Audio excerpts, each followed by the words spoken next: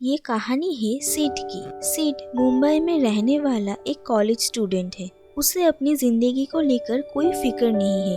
वो बस जिंदगी को एंजॉय करके और अपने पापा के पैसों से पार्टीज करके ही खुश है। जो भी हो, लेकिन सिड अपने कॉलेज के फाइनल एग्जाम के लिए एग्जाम के पिछले रात को वो थोड़ी पढ़ाई करने की कोशिश करता है, पर पढ़ते पढ़ते वही सो जाता है। अगले दिन उसका एग्जाम अच्छा नहीं होता है, लेकिन उसके दोस्तों का एग्जाम अच्छा जाता है, पर उसे इस सब की कोई फिक्र नहीं है। एग्जाम खत्म होने के बाद सिड अपने दोस्तों के साथ घूमने जाता है और बहुत मस्ती करता है। सिड की मम्मी हमेशा सिड से एक दोस्त की तरह मिलना चाहती है, पर सिड अपनी मम्मी को हमेशा इग्नोर करता था। वो चाहती थी कि सिड अब थोड़ा मैच्योर हो जाए और अपनी जिम्मेदारियों को समझे। सिड के फाइनल एग्जाम खत्म होने के बाद उसके पापा उसे कहते हैं कि वो अब अपने फैमिली बिजनेस में ज्वाइन करे, पर सिड को अपने पापा के बिजनेस में कोई इंटरेस्ट नहीं है। सिड को एक कार बहुत पसंद आया है और वो अपने पापा को उस कार को खरीदने के लिए कहता है, और उसके पापा उसके साथ एक शर्त रखते हैं कि अगर वो पूरे 1 महीने तक ऑफिस में आएगा तो वो उसे वो कार खरीद कर देंगे, और सिड इस बात के लिए राजी हो जाता है। उसी दिन सिड अपने कॉलेज के फेयरवेल पार्टी में आयशा बनर्जी नाम के एक लड़की से मिलती है। आयशा सिड की क्लासमेट डेबी की हॉस्टल में रूममेट है और वो उसी के साथ कॉलेज की फेयरवेल पार्टी में आई थी। सिड और आयशा एक दूसरे से बात करने लगते हैं। आयशा सिड से कहती है कि वो उसी दिन कोलकाता से मुंबई आई है और वो अपनी जिंदगी को एक नया डायरेक्शन देना चाहती थी और उसे एक राइटर बनना है, और उसका मुंबई बीट मैगजीन के ऑफिस में इंटरव्यू है। सिड और आयशा पार्टी से निकलकर एक वॉक के लिए जाते हैं और आयशा सिड से कहती है कि वो उसे अपनी एक पसंद की जगह पर लेकर जाए। सिड आयशा को समुंदर किनारे लेकर जाता है और आयशा को वो व्यू बहुत पसंद आता है। सिड आयशा से कहता है कि बारिश के दिनों में ये जगह और भी सुंदर लगती है। सिड आयशा को उसके हॉस्टल में छोड़ने के लिए जाता है और वो दोनों अच्छे दोस्त बन जाते हैं। अगले दिन सिड का अपने पापा के ऑफिस में पहला दिन था और वो पहले दिन में ही बोर हो जाता है। दूसरी तरफ आयशा सिड को मेल करती है और वो अपने इंटरव्यू के एक्सपीरियंस के बारे में सिड को बताती है, और सिड आयशा को कहता है कि उसे अपने पापा के ऑफिस में काम करना बिल्कुल पसंद नहीं है। सिड पूरे 1 हफ्ते भी अपने पापा के ऑफिस में काम नहीं कर पाता और वहाँ से भाग जाता है।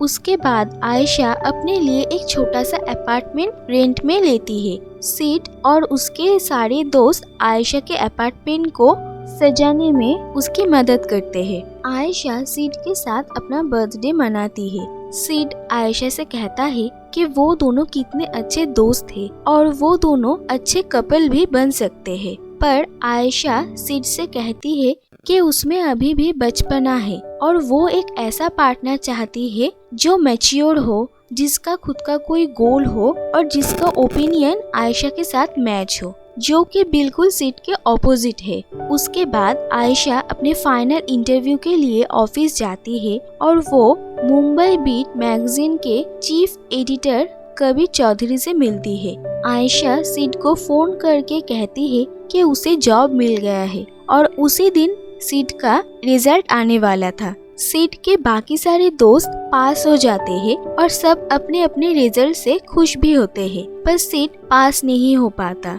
और उसे इस बात का दुख होता है। उसके दोस्त जब उसे संभालने की कोशिश करते हैं, तब सिड अपने दोस्त ऋषि पर गुस्सा निकाल देता है और उससे बहुत झगड़ा करता है। सिड की मम्मी को जब उसके रिजल्ट के बारे में पता चलता है तो वो सिड पर गुस्सा होती है और सिड उन पर भी चिल्ला देता है।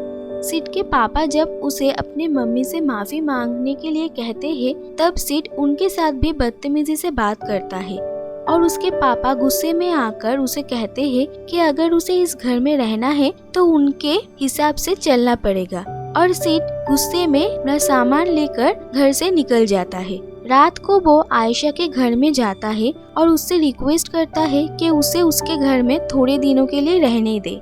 आयशा सिड को अपने घर में रहने देती है, पर सिड यहाँ पर भी बिल्कुल केयरलेस रहता है और अपने कमरे की तरह आयशा का घर भी गंदा करके रखता था। आयशा धीरे धीरे कबीर को पसंद करने लगती है।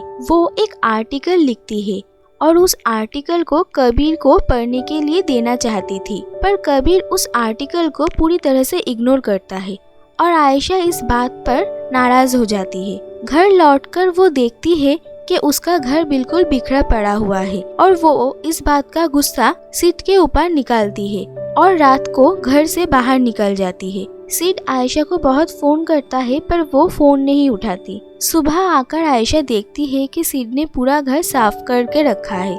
आयशा सिड से कहती है कि वो अपने घर वापस लौट जाए और अपने पापा का बिजनेस संभाले, पर सिड कहता है कि उसे ये रियलाइजेशन हुआ है कि वो अपने पापा के बिना कुछ भी नहीं है, लेकिन उसे अपनी खुद की एक आइडेंटिटी बनानी है। और वो आयशा से कहता है कि वो एक जॉब करना चाहता है, पर उसे कुछ भी नहीं आता। सिड हमेशा से ही अपनी जिंदगी और करियर को लेकर केयरलेस रहा है, पर उसका एक पैशन है फोटोग्राफी। उसे फोटोज खींचना बहुत पसंद है और वो हमेशा कैमरा लेकर फोटोज खींचता रहता है। आयशा की मदद से सिड मुंबई बीट मैगजीन के फोटोग्राफी डिपार्टमेंट में एज अ इंटर्न ज्वाइन करता है। सिड को ये जॉब करने में बहुत मजा आने लगता है और वो बहुत मन लगाकर काम करता है। सिड के साथ काम करती थी तानिया। तानिया सिड के पापा की दोस्त की बेटी है और वो सिड से इससे पहले भी मिली थी। वो सिड को लाइक करती थी।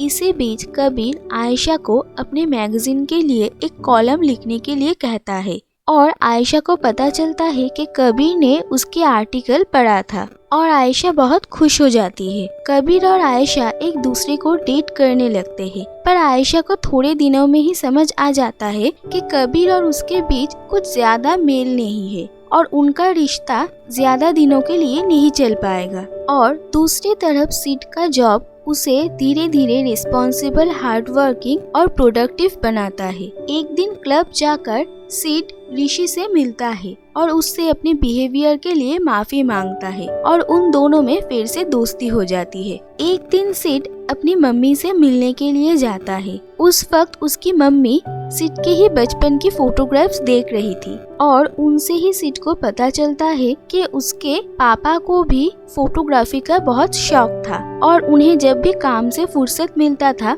वो सिड की फोटोज लेते रहते थे। आयशा भी धीरे धीरे सिड से प्यार करने लगती है। दूसरी तरफ तानिया को भी ये समझ आता है कि सिड के लिए आयशा बहुत इम्पोर्टेंट है। सिड के काम को देखकर उसे जॉब में फुल टाइम के लिए हायर कर लिया जाता है। जब सिड को ये बात पता चलती है तो उसके बाद वो अपने पापा के ऑफिस में उनसे मिलने के लिए जाता है और वो उनसे सब कुछ के लिए माफी मांगता है और उनसे ये जॉब करने की परमिशन भी मांगता है और वो अपने पापा से कहता है कि फोटोग्राफी का पैशन उसे उनसे ही मिला है। सिड के पापा उसके इस तरक्की को देखकर बहुत खुश होते हैं और उस पर बहुत प्राउड होते हैं और उसे घर वापस लौटने के लिए कहते हैं।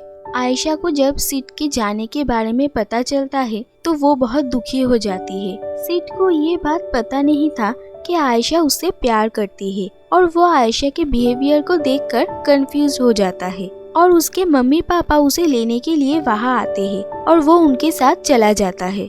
घर वापस लौटकर सिड को आयशा की बहुत याद आती है। सिड देखता है कि वो अपने सामान के साथ आयशा का एक कुर्ता भी लेकर आया है और वो उस कुर्ते को पहनता है।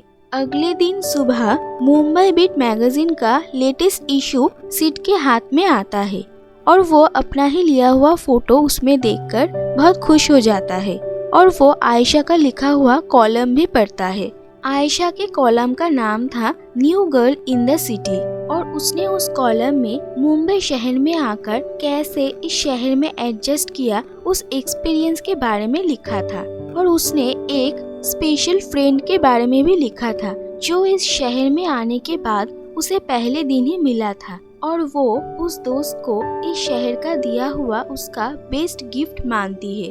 उस दोस्त के लिए ही उसे मुंबई शहर से इतनी जल्दी प्यार हो गया है और वो अपनी जिंदगी की हर छोटी बड़ी खुशियों को उस दोस्त के साथ सेलिब्रेट करती है।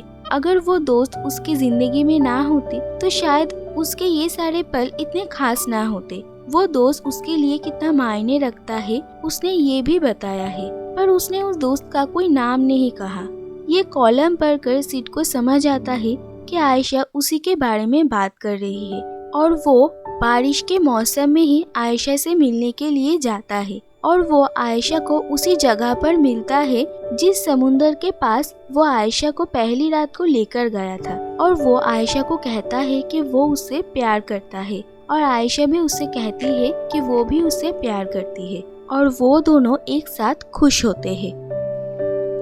अगर आपको ये वीडियो पसंद आया तो इस वीडियो को लाइक कीजिए और ऐसे ही इंटरेस्टिंग कहानियाँ सुनने के लिए इस चैनल को सब्सक्राइब कीजिए।